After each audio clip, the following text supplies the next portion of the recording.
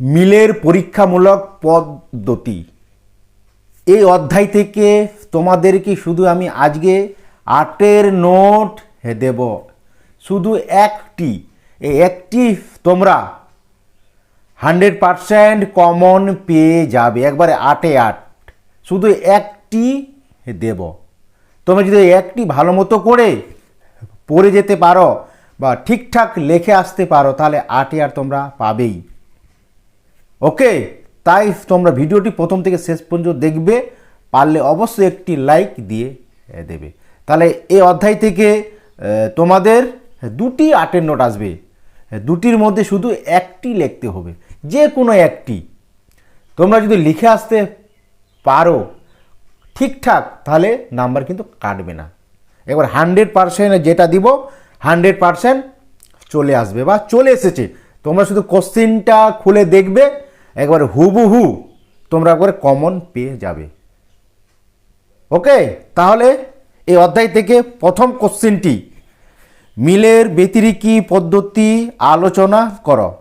তার সাথে থাকবে সংজ্ঞা, আকার, দৃষ্টান্ত, 2টি সুবিধা ও 2টি অসুবিধা। একেবারে চলে এসেছে, এটা একবারে হুবহু চলে এসেছে। 2টা আসবে কিন্তু তার মধ্যে একটি লিখতে হবে। তার সাথে আরেকটি তোমরা পড়ে রাখতে পারো, এটাও কিন্তু পরীক্ষায় আসবে।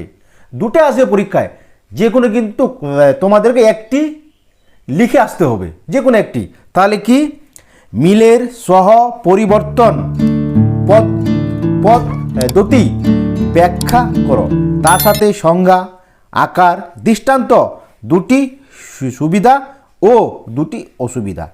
এই 2টি কিন্তু পরীক্ষায় আসবে, কিন্তু তোমাদেরকে লিখতে হবে একটি, যেটা তোমাদের মুখস্থ অলরেডি হয়ে গেছে। বারবার তোমরা লিখো, মুখস্থ করবে আর লিখবে বারবার। ঠিকঠাক লিখে আসলে অবশ্যই তোমরা 8 পাবে এই মিলের পরীক্ষামূলক পদ্ধতি থেকে 8 নোটে, কোথাও কিন্তু কাটবে না। ওকে, আর যারা আমার যে সাজেশনগুলি দেখোনি শর্ট কোশ্চেনের এমসিকিউ আর এসিকিউ, তারা অবশ্যই শর্ট কোশ্চেনগুলি দেখে নেবে।